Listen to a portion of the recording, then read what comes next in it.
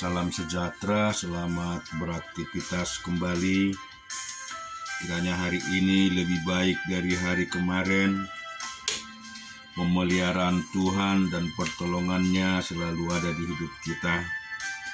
Kita baca firman Tuhan Matius 21 ayat 1 sampai dengan 17. Ketika Yesus dan murid-muridnya telah dekat Yerusalem dan tiba di Betfage yang terletak di Bukit Zaitun, Yesus menyuruh 2 orang muridnya dengan pesan, "Pergilah ke kampung yang di depanmu itu, dan di situ kamu akan segera menemukan seekor keledai betina tertambat dan anaknya ada dekatnya. Lepaskanlah keledai itu dan bawalah keduanya kepadaku. Dan jikalau ada orang yang menegur kamu, katakanlah Tuhan memerlukannya, ia akan segera mengembalikannya." Hal itu terjadi supaya genaplah firman yang disampaikan oleh Nabi, "Katakanlah kepada putri Sion, lihat rajamu datang kepadamu, ia lemah lembut dan mengendarai seekor keledai beban yang muda." Maka pergilah murid-murid itu dan berbuat seperti yang ditugaskan Yesus kepada mereka. Mereka membawa keledai betina itu bersama anaknya, lalu mengalasinya dengan pakaian mereka, dan Yesus pun naik ke atasnya. Orang banyak yang sangat besar jumlahnya menghamparkan pakaiannya di jalan. Ada pula yang memotong ranting-ranting dari pohon-pohon dan menyebarkannya di jalan. Dan orang banyak yang berjalan di depan Yesus dan yang mengikutnya dari belakang berseru katanya, "Hosana bagi anak Daud, diberkatilah dia yang datang dalam nama Tuhan. Hosana di tempat maha tinggi." Dan ketika ia masuk ke Yerusalem, gemparlah seluruh kota itu, dan orang berkata, "Siapakah orang ini?" Dan orang banyak itu menyahut, "Inilah Nabi Yesus dari Nazaret di Galilea." Lalu Yesus masuk ke bait Allah dan mengusir semua orang yang berjual beli di halaman bait Allah. Ia membalikkan meja-meja penukar uang dan bangku-bangku pedang merpati, dan berkata kepada mereka, "Ada tertulis, rumahku akan disebut rumah doa, tetapi kamu menjadikan sarang penyamun." Maka datanglah orang-orang buta dan orang-orang timpang kepadanya dalam bait Allah itu, dan mereka disembuhkannya. Tetapi ketika imam-imam kepala dan ahli-ahli Taurat melihat mukjizat-mukjizat yang dibuatnya itu, dan anak-anak yang berseru dalam bait Allah, "Hosana bagi anak Daud," hati mereka sangat jengkel. Lalu mereka berkata kepadanya, "Engkau dengar apa yang dikatakan anak-anak itu?"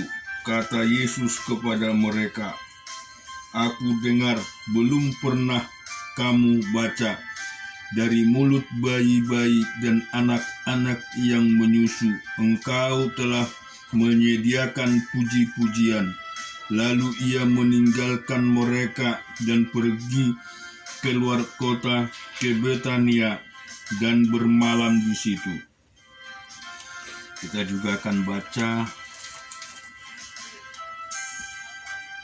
Ayub 30 ayat 21 sampai 30. "Jikalau aku mengangkat tanganku melawan anak yatim karena di pintu gerbang aku melihat ada yang membantu aku.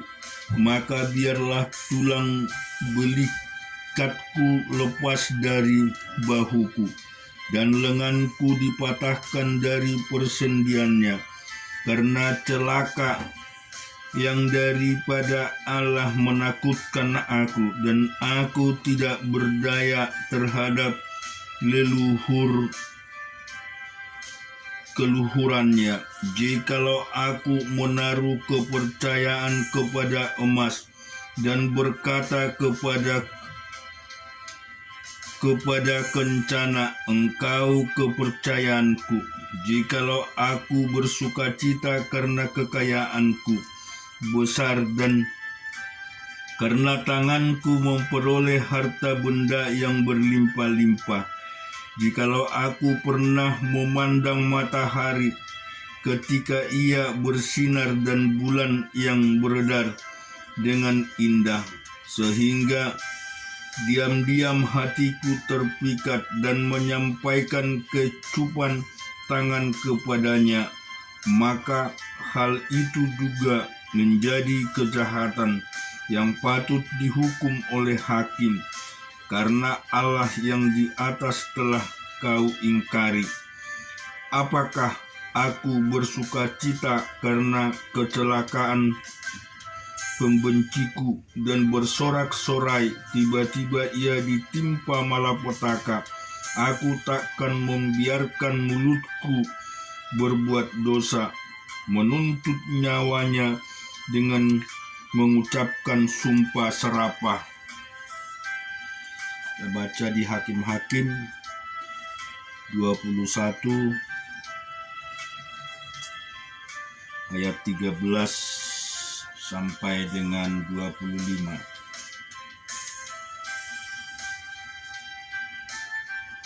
Sesudah itu segenap umat itu menyuruh orang membawa pesan kepada Bani Benyamin yang ada di bukit Batu Rimon, lalu memaklumkan damai kepada mereka. Pada waktu itu kembalilah suku Benyamin, dan kepada mereka diberikan perempuan-perempuan yang telah dibiarkan hidup dari antara perempuan Yabes Gilead. Tetapi belum cukup juga jumlah bagi mereka. Maka bangsa itu merasa kasihan kepada suku Benyamin, karena Tuhan telah membuat keretakan di antara suku-suku Israel. Kemudian berkatalah para tua-tua umat itu, apakah yang dapat kita lakukan kepada yang tinggal ini dalam hal mencarikan istri, sebab perempuan-perempuan telah punah dari antara suku Benyamin. Lagi kata mereka, warisan orang-orang yang terluput itu haruslah tetap tinggal pada suku Benyamin, supaya jangan ada suku yang terhapus dari antara orang Israel. Tetapi kita ini tidak dapat memberikan istri kepada mereka dari anak-anak perempuan kita, sebab orang-orang Israel telah bersumpah demikian. Terkutuklah orang yang memberikan istri kepada suku Benyamin. Lalu kata mereka pula, setiap tahun ada perayaan bagi Tuhan di Silo, yang letaknya di sebelah utara Betel, di sebelah timur jalan raya yang menuju dari Betel ke Sikem, dan di sebelah selatan Libanon. Maka mereka berpesan kepada Bani Benyamin demikian, pergilah menghadap di kebun-kebun anggur, perhatikanlah baik-baik. Maka apabila anak-anak perempuan Silo keluar untuk menari-nari, baiklah kamu keluar dari kebun-kebun anggur itu, dan masing-masing melarikan seorang dari anak-anak perempuan Silo itu menjadi istrinya dan pergi ke tanah Benyamin. Apabila ayah atau saudara laki-laki datang untuk menuntutnya kepada kami, maka kami akan berkata kepada mereka, Serahkanlah mereka itu kepada kami dengan rela hati, sebab dalam pertempuran kita tidak dapat menangkap seorang perempuan untuk menjadi istri mereka masing-masing. Memang kamu ini tidak memberikan anak-anak gadis itu kepada mereka, sebab seandainya demikian kamu bersalah. Jadi Bani Benyamin berbuat demikian. Dari gadis-gadis yang menari-nari yang dirampas itu, mereka mengambil perempuan, jumlahnya sama dengan jumlah mereka. Kemudian pulanglah mereka ke milik pusakanya, lalu membangun kota-kota kembali dan diam di sana. Pada waktu itu pergilah orang Israel dari sana masing-masing menurut suku dan kaumnya. Mereka masing-masing berangkat dari sana ke milik pusakanya. Pada zaman itu tidak ada raja di antara orang Israel. Setiap orang berbuat apa yang benar menurut pandangan sendiri. Amin. Tuhan memberkati kita semua.